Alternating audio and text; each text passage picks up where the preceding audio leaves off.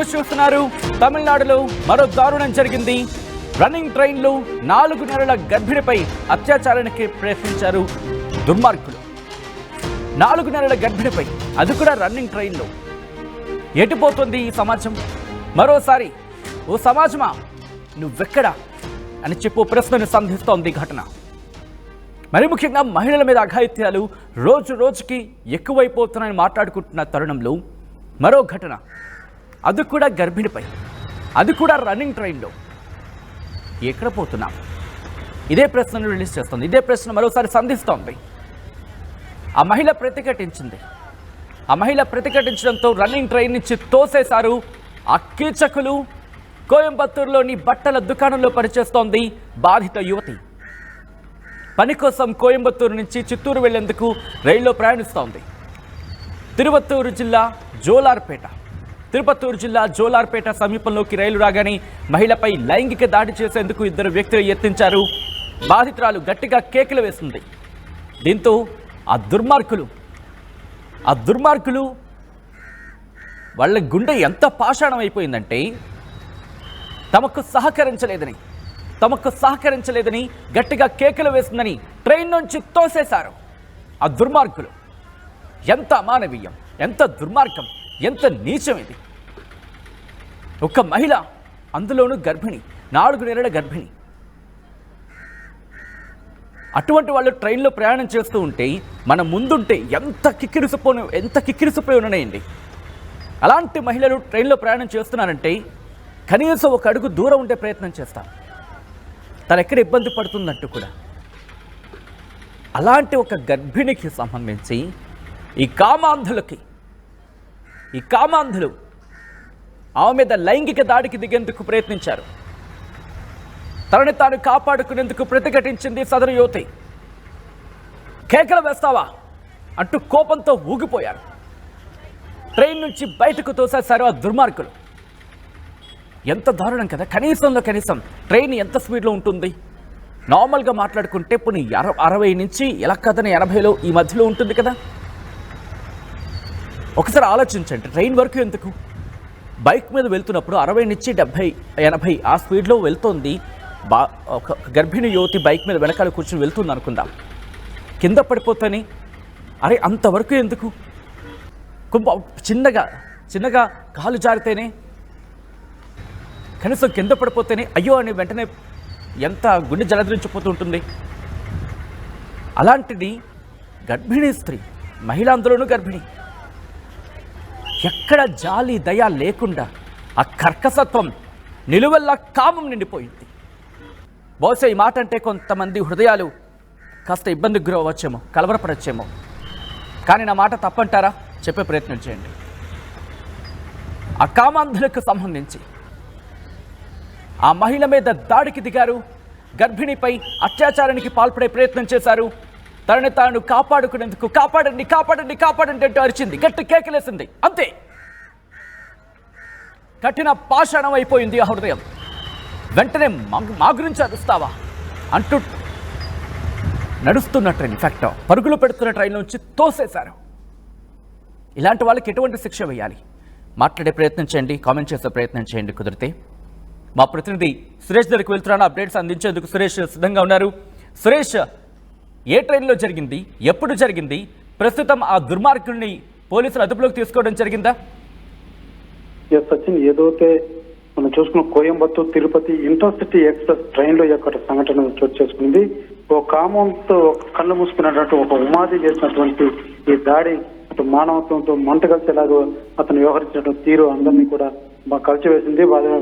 కోపజ్ఞమైనటువంటి పరిస్థితిని భావించారు ఆ ట్రైన్లో ఉన్న వారంతా. ఏదైతే గర్భిణి అని కూడా చూడకుండా ఆ యొక్క కామాలు చేసినటువంటి చర్య అది తీవ్రంగా కలచివేసిందని చెప్పాలి. ఏదైతే ఓ మహిళ బాత్రూంలోకి వెళ్ళిన టైంలో ఈ యొక్క కామాదుడు వెళ్ళి ఆమె మీద దాడి చేసేటువంటి ప్రయత్నం, ఆమె పెద్దగా కేకలు వేయడంతో కాపాడేది ఉంటూ ఆ బాత్రూమ్ వద్ద నుంచి కూడా పెద్దగా కేకలు వేయడంతో ప్రయాణికులు వచ్చేస్తారని చెప్పి ఈ యొక్క కామాంధుడు ఆ మహిళని, గర్భిణీ స్త్రీ అని కూడా చూడకుండా కిందికి తోసేసినటువంటి పరిస్థితి. అయితే ఆమె గాయాలు కూడా అయ్యాయి. ఆమెని వేలూరు హాస్పిటల్ కూడా తరలించినటువంటి పరిస్థితి. అయితే ఏదైతే ఈ సంఘటన అన్నది కరెక్ట్ సమయం అన్నది పూర్తి ఇంకా తెలియాల్సి ఉంది. ఏదైతే ఈ యొక్క ట్రైన్ లో ఇవాళ మార్నింగ్ జరిగిన ఏదైతే ఈ ట్రైన్ తిరుపతికి వస్తున్నట్టుగా ప్రాథమికంగా మనకు అందుతున్నటువంటి సమాచారం. అయితే ఇవాళ మార్నింగ్ జరిగినట్టుగా ప్రాథమికంగా మనకు తెలుస్తుంది. అయితే ఈ యొక్క జరిగిన సంఘటన పట్ల ప్రతి ఒక్కరు కూడా ఆవేదన వ్యక్తం చేస్తున్నటువంటి పరి ఇలాంటి కామాంధుల్ని ఖచ్చితంగా కఠినంగా శిక్షించాలి. ఇది క్షమించరాని తప్పు. కనీసం ఒక గర్భిణీ స్త్రీ అని కూడా లేకుండా ఇంత కామంతో కళ్ళు కూర్చున్నటువంటి ప్రేమ ఇలాంటి ఉమాదులను మాత్రం ఖచ్చితంగా శిక్షించాలంటూ కూడా తోటి ప్రయాణికులు కూడా ఆవేదన వ్యక్తం చేస్తున్నటువంటి పరిస్థితి. అదే తరుణంలోనే ఏదైతే కింద పడినటువంటి మహిళని ఆ తోటి ప్రయాణికులంతా కూడా ఆమెకి సేవ్ చేస్తూ హుటాహుటిన హాస్పిటల్ తరలించేటువంటి కార్యక్రమం చేశారు. పోలీసులు కూడా సమాచారం తెలియజేసినటువంటి పరిస్థితి. సో ప్రస్తుతం వాళ్ళు పోలీసు అదుపులోనే ఉన్నారా, లేకపోతే వాళ్ళ కోసం ఇంకా గాలింపు చర్యలు కొనసాగుతున్నాయా? అతనైతే పోలీసులు అదుపులో తీసుకున్నట్టుగా ప్రాథమికంగా మన సమాచారం అందుతుంది. అతను ఇది ఒకటే కాదు, గతంలో కూడా అనేక అతని మీద కేసులు కూడా ఉన్నట్టుగా ప్రాథమికంగా మనకు అందుతున్నటువంటి సమాచారం. అతను గతంలో కూడా అనేక కేసుల్లో ఉన్నటువంటి వ్యక్తిగానే మనం చూడాల్సి ఉంది. అయితే ఈ జరిగిన సంఘటన ఏదైతే అక్కడ స్థానికులంతా కూడా ఆ ప్రయాణికులంతా కూడా పోలీసులకు ఇన్ఫార్మ్ చేయడంతో వెంటనే అతన్ని పట్టుకునేటువంటి అవకాశం అయితే ఉంది. కాబట్టి వెంటనే అతన్ని అరెస్ట్ చేసినటువంటి సిచ్యువేషన్ కూడా ఏర్పడిందని చెప్పాలి. సచిన్ రైట్, ఒక్కసారి సురేష్ మీరు లైన్లోనే ఉండండి. ఆ ఫోటోలో మీరు చూస్తున్నారు కదా, అదిగో అదిగో ఆ దుర్మార్గుడే, ఆ నీచుడే, ఆ కీచకుడే, ఆ మానవ మృగమే, అతగాడే మహిళ అని చూడకుండా గర్భిణి అని చెప్పి కనీసం జాలి లేకుండా, కనీసం మానవత్వం లేకుండా దారుణంగా, దుర్మార్గంగా, నీచంగా ఆ కీచక పర్వానికి దిగాడు. ఇటువంటి వాళ్ళని ఏం చేయాలి? ఇందాక ఇన్ఫ్యాక్ట్ కొద్ది రోజులుగా మనం మాట్లాడుకుంటూనే ఉన్నాం. మరి ముఖ్యంగా కోల్కతా ఘటనకు సంబంధించి మాట్లాడుకున్నాం. మొత్తం భారతదేశం అంతా కూడా ఈ అంశానికి సంబంధించి మాట్లాడుకుంది. ఎక్కడికి పోతుంది సమాజం? ఇంత దుర్మార్గంగానా? ఒక మహిళ, అందులోనూ గర్భిణి, జాలి దయ ఏం లేవా? అందులో ట్రైన్లో ప్రయాణం చేస్తున్నప్పుడు మరి ముఖ్యంగా వాష్రూమ్స్ ఆ గేట్ దగ్గర ఉంటూ ఉంటాయి. అమ్మ, వాళ్ళు ఎక్కడ ఆ కుదుపులకి ఎక్కడ అటు ఇటు తూలి పడిపోతారో, వాళ్ళు పడిపోతుంటే పట్టుకునే సందర్భాలు ఉంటూ ఉంటాయి. చాలా జాగ్రత్తగా చూసుకుంటూ ఉంటారు. అటువంటిది ఒక్క మహిళ, ఇన్ఫ్యాక్ట్ వాళ్ళు కూడా చాలా భయపడే వాష్రూమ్కి వెళ్ళే సందర్భం ఉంటూ ఉంటుంది. ఎందుకంటే కంట్రోల్ తప్పితే కనుక కింద పడిపోతామేమో అని ఒక భయం ఉంటుంది. అఫ్కోర్స్ సాధారణంగా ప్రయాణించే వాళ్ళకి కూడా ఉంటూ ఉంటుంది. ఒకసారిగా డోర్ ఓపెన్లో ఉంటుంది, కొంతమంది నించుని ఉంటూ ఉంటారు. అటువంటిది వాళ్ళు ఎంత అత్యవసరం అయితే వెళ్తారు ఆ టైంలో. అదే అదనంగా తీసుకున్నాడు ఈ దుర్మార్గుడు. ఇలాంటి వాళ్ళని ఏం చేయాలి? ఇలాంటి మానవ మృగాలని ఏం చేయాలి?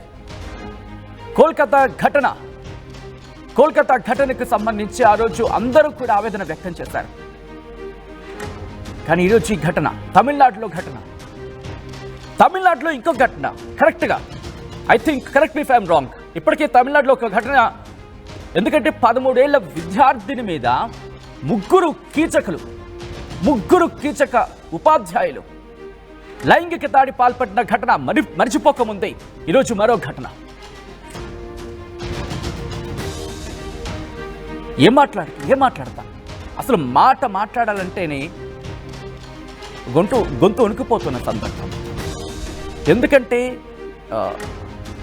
మహిళలకు సంబంధించి అన్ని రంగాల్లోనూ రాణిస్తున్నారు, అన్ని రంగాల్లో ముందుకు వెళుతున్నారు అనుకుంటున్న తరుణంలో ఇలాంటి ఘటనలు కుటుంబాల్లో కొన్ని ముద్రలు వేసేస్తూ ఉంటాయి.